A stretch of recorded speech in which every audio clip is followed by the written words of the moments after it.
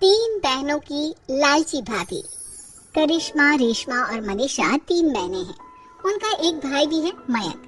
मयंक अपनी बहनों को बहुत प्यार करता है, लेकिन मयंक की पत्नी सविता इस मामले में मयंक से बिल्कुल ही अलग है। वो अपनी ननदों का जितना बुरा कर सकती है उतना बुरा करती ही रहती है और अपनी ननदों पर हुक्म भी चलाती है। करिश्मा, करिश्मा, तुमने अभी तक नाश्ता नहीं बनाया? तुम्हारे भैया को ऑफिस जाने में देर हो रही है। हाँ भाभी, बस अभी बनाती हूँ। करिश्मा, तुम ये ढीलापन छोड़ दो। कल को पराये घर जाना है। वहाँ अगर तुम इस तरह से काम करोगी तो लोग क्या कहेंगे कि माँ ने और भाभी ने कुछ सिखाया नहीं। तो तुम्हारी दोनों बहनें कहाँ है? रेशमा मार्केट गई है और मनीषा सो रही है। क्या? सुबह के 8 बज रहे हैं और ये महारानी अभी भी सो रही है? ये कहते हुए सविता अपनी सास दुर्गा देवी के पास जाती है। माँ जी, देख रही हो अपनी बेटियों के तौर तरीके? क्या हुआ बहू, सुबह सुबह क्या कर दिया मेरी बेटियों ने? अरे एक तो अभी अभी उठकर किचन में गई है, दूसरी सुबह सुबह बाहर चली गई और तीसरी अभी तक सो रही है। क्या करूं मैं इन तीनों का? मैं तो परेशान हो गई हूँ।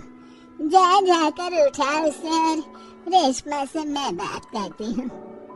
सविता सीधा मनीषा के कमरे में जाती है और उससे कहती है, महारानी जल्दी उठो, सूरज सर पर आ गया है। भाभी थोड़ी देर और सोने दो ना, मैं रात को लेट सोई थी। वो क्या है ना, यूनिट टेस्ट चल रहे हैं। शराफत से उठती है या नहीं, या फिर पानी की भरी बाल्टी डालूं तेरे ऊपर? नहीं भाभी, मुझे बिस्तर में नींद आना, उठती हूँ मैं। मनीषा जल्दी से उठकर बाथरूम में चली जाती है। सभी आराम से बैठकर नाश्ता कर रहे होते कि तभी रेशमा बाजार से हाथ में सामान लिए आ जाती है। रेशमा को देखते ही सविता उस पर बरस पड़ती है। लो, आ गई महारानी। ऐसा भी क्या सामान लाना था जो सुबह आंख मलते ही बाजार की तरफ रवाना हो गई? भाभी, कल आप ही तो चीख रही थी कि घर का सारा सामान मुझे ही लाना पड़ता है, घर में किसी को भी किसी काम से कोई लेना देना नहीं है। अब मैं बाजार जाकर सामान ले आई तो आपको इस बात से भी तकलीफ हो रही है? देख रही हो माँ जी, अपनी बेटी की जुबान कैंची से भी तेज चलती है। और मयंक, आप तो कुछ कहेंगे नहीं अपनी लाडली बहन को? रेशमा, अपनी भाभी से ऐसे बात नहीं करते। चलो माफी मांगो। भैया, मैं क्यों माफी मांगू? आप भाभी से बोलिए ना कि हम पर कम हुक्म चलाया करे। हम इस घर की बेटियां हैं और आपकी पत्नी की ननद है, नौकरानी नहीं। लो कर लो बात। इनकी भलाई के लिए कुछ भी बोलो तो इन्हें बुरा लग जाता है। इस घर में यही इज्जत है मेरी। देख लो माँ जी, आपकी बेटी किस लहजे में मुझसे बात कर रही है। सविता वहाँ से चली जाती है। मयंक को बहुत गुस्सा आता है, वो भी वहाँ से चला जाता है। फिर करिश्मा रेशमा को समझाती है, रेशमा, तुम्हें भाभी से माफी मांग लेनी चाहिए थी ना। लेकिन दीदी, मैंने कुछ किया ही नहीं, तो मैं माफी क्यों मांगू? हाँ करिश्मा दीदी, रेशमा दीदी जैसे ही घर में आई भाभी ही उन पर चिल्ला रही थी। हाँ, मैं मानती हूँ कि गलती भाभी की थी। मैं तो इसलिए बोल रही हूँ कि भाभी ने माँ को तो पूरी तरह अपने वश में कर लिया है। वो हमारी बात सुनती ही नहीं। मयंक भैया हमारे लिए हमेशा खड़े रहते हैं, इसलिए उनकी बात का मान तो तुम्हें रखना चाहिए था ना। कोई फायदा नहीं है दीदी, कुछ दिनों की बात और है, भाभी उन्हें भी हमारे खिलाफ भड़का देंगी। फिर वो भी माँ की तरह हमारी किसी बात का विश्वास नहीं करेंगे। इसी तरह सविता अपनी तीनों ननदों को किसी न किसी बात पर परेशान करती रहती थी। एक दिन मयंक अपनी तीनों बहनों के लिए गिफ्ट लाया। क्या रेशमा, ये तुम्हारे लिए हार का सेट। रेशमा, तुम्हारे लिए सुंदर सी ड्रेस। और मनीषा, तुम्हें किताबें पसंद है ना, तुम्हारे लिए किताबें लाया हूँ। थैंक यू भैया, थैंक यू भैया, थैंक यू भैया। करिश्मा, तुम्हारा नेकलेस कितना सुंदर है, ये भैया कहाँ से ले आए होंगे? मैंने भैया को 3 दिन पहले फोन पर ये डिजाइन दिखाया था और आज भैया ये ले आए। सविता तो अपनी ननदों के गिफ्ट्स देखकर जल गई और करिश्मा का नेकलेस तो उसे भी बहुत पसंद आया था। अपनी बहनों के लिए कितना अच्छा नेकलेस लेकर आए हैं, मुझे कभी कोई गिफ्ट नहीं दिया। मैं आज ही ये हार चुरा लूंगी। रात में सविता करिश्मा का हार चुरा लेती है और इसी तरह उसे अपनी ननदों की जो भी चीज अच्छी लगती वो उसे मांगती नहीं, बल्कि रात के अंधेरे में चुरा लेती। इसी तरह दिन बीतते गए और सविता ने मयंक के दिल में भी उसकी बहनों के लिए नफरत पैदा कर दी। एक दिन मयंक ने करिश्मा और रेशमा के लिए रिश्ता देखा और ये बात उसने घर में सबको बताई। माँ, करिश्मा और रेशमा के लिए बहुत अच्छा रिश्ता आया है, वो लोग कल इन्हें देखने आ रहे हैं। आप और सविता मिलकर सारी तैयारी कर लेना। ये सुनकर करिश्मा और रेशमा खुश हो जाती हैं, लेकिन सविता सोचती है, अगर इन दोनों बहनों की शादी हो गई तो घर और बाहर का काम कौन करेगा? मनीषा तो एक नंबर की कामचोर है, उससे तो किसी बात की उम्मीद लगाना ही बेकार है। मुझे इस शादी को रोकना होगा। अगले दिन सभी लड़के वालों के स्वागत की तैयारी करने में लगे होते हैं। तभी मयंक अपनी बहनों से आकर कहता है, तैयार हो गई तुम दोनों?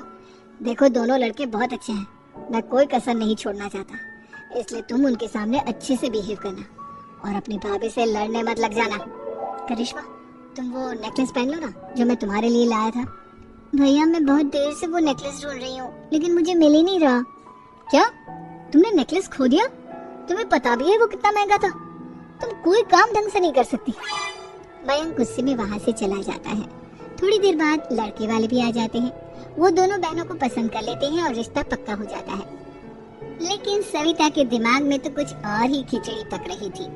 वो पंडित जी के पास करिश्मा की कुंडली लेकर जाती है और उन्हें पैसे देकर करिश्मा की कुंडली बदलवा देती है। जब लड़के वालों के पास करिश्मा की कुंडली जाती है तो वो दुर्गा को फोन करते हैं।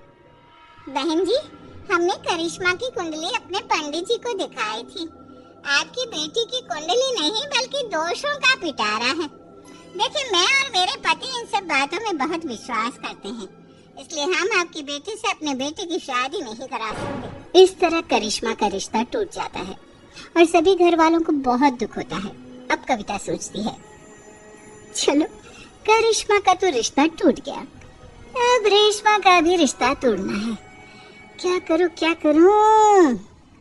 अब सविता आवाज बदलकर किसी अननोन नंबर से रेशमा के होने वाले ससुराल में फोन करती है। हेलो, मैं कौन हूँ कौन नहीं ये आपके लिए जानना जरूरी नहीं, बस इतना सुन लो कि रेशमा का 2 साल से किसी के साथ अफेयर चल रहा है। बस रेशमा का रिश्ता तोड़वाने के लिए सविता का इतना कहना काफी था। अब रेशमा का भी रिश्ता टूट गया। मयंक और दुर्गा देवी ने रेशमा को खूब खरी खोटी सुनाई और उससे बार बार उस लड़के के बारे में पूछने लगे। आप दोनों मुझे क्यों परेशान कर रहे हो? अरे कोई लड़का होगा मेरी लाइफ में तो मैं बताऊंगी ना, जब कोई है ही नहीं तो कहाँ से लाऊं मैं कोई लड़का? तो तेरे होने वाले ससुराल वालों को फोन किसने किया था? माँ मैं नहीं जानती किसने फोन किया था, मैं सच कह रही हूँ। मैं तो पहले ही कह रही थी इसकी लगाम खींच कर रखो, लेकिन मेरी सुनता ही कौन है? अब चुप रहिए भाभी, ये सब आपका ही किया धरा है। अब तीनों बहनों को विश्वास हो जाता है कि ये सब उनकी भाभी ही कर रही है। तीनों बहनें अपनी भाभी को सबक सिखाने के लिए एक वकील कर लेती है और घर में हिस्सा मांगती। देखो भैया, माँ बाप की जायदाद में जितना बेटों का हक होता है उतना ही बेटियों का, इसलिए इस घर के 4 हिस्से होंगे और हमें अपना हिस्सा चाहिए। मैंने तुम्हारे लिए क्या क्या नहीं किया और तुम इस घर में हिस्सा मांग रही हो? भैया, आप और माँ हम बहनों की कोई बात नहीं सुनते हो और भाभी हमारी शादी नहीं होने देगी क्योंकि उन्हें लगता है कि आप हमारी शादी में ज्यादा पैसा लगाओगे और उन्हें हम जैसे फ्री की नौकरानी कहाँ मिलेगी।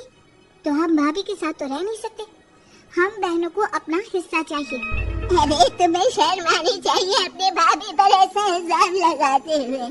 वह तुम्हारे बारे में कितना सोचती है। हाँ माँ, भाभी हमारे बारे में बहुत सोचती है, दिन रात बस यही सोचती रहती है कि किस तरह से अपनी तीनों ननदों को परेशान करूं और कभी मुझे पढ़ने भी नहीं देती। दोनों बहनों का रिश्ता भी तो इन्होंने ही तोड़वाया है और रात में हमारे कमरे में आकर हमारी चीजें भी चुराती हैं। इसी तरह सविता की तीनों ननदें अपनी बात पर अड़ी रही।